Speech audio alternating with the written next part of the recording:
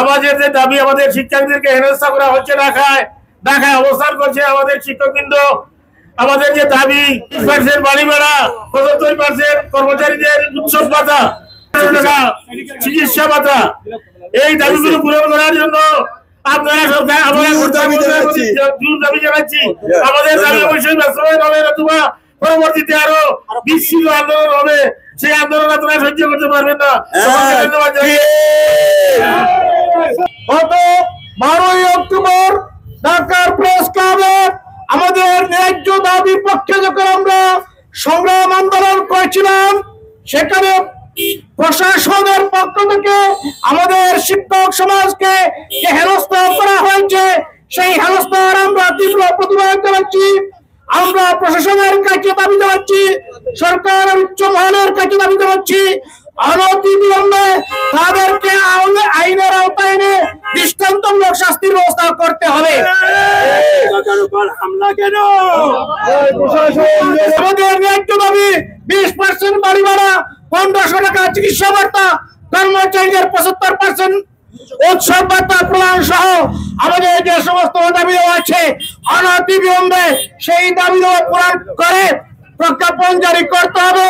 আমরা রাজপথে নেমেছি, প্রজ্ঞাপন জারির আগ পর্যন্ত আমরা রাজপথ থেকে বের হবো না, আমরা রাজপথে থাকবো। আমাদের ন্যায্য দাবি অবশ্যই মানতে হবে। কয়েকদিন থেকে শিক্ষকদের চলমান দাবি আন্দোলন চলছে, আমাদের ঢাকায় আন্দোলন চলছে। আজকে ঢাকায় শিক্ষকরা থালাবাটি নিয়ে মিছিল করবে, এটা শিক্ষকদের ন্যায্য দাবি।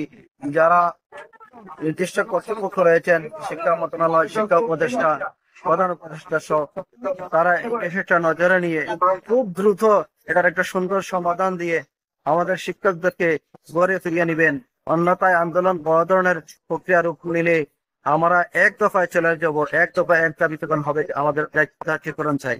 বাংলাদেশের সরকারের পক্ষ থেকে ঘোষণা দেওয়া হয়েছিল যে 20% বাড়ি ভাড়া দেওয়া হবে এবং 1500 টাকা চিকিৎসা ভাতা দেওয়া হবে। আপনাদের আন্দোলনকে আপনারা স্থগিত ঘোষণা করুন।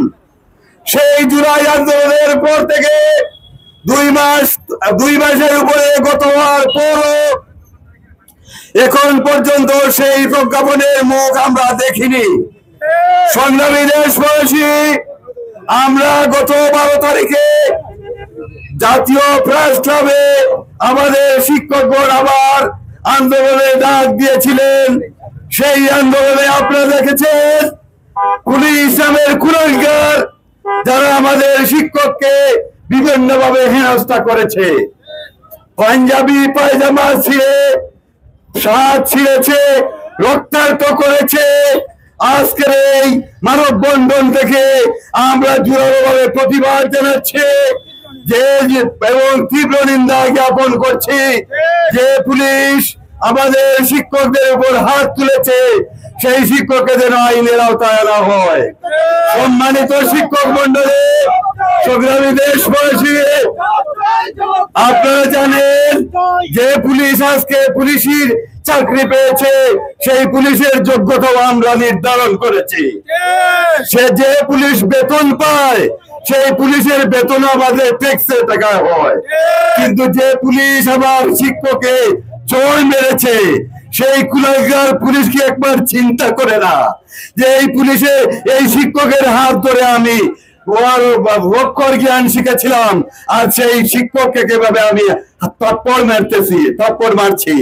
এই ন্যায্য দাবিগুলো যদি ওনারা বাস্তবায়িত করতে না পারে, আমি মনে করি এই চেয়ারের উপযুক্ত তারা না।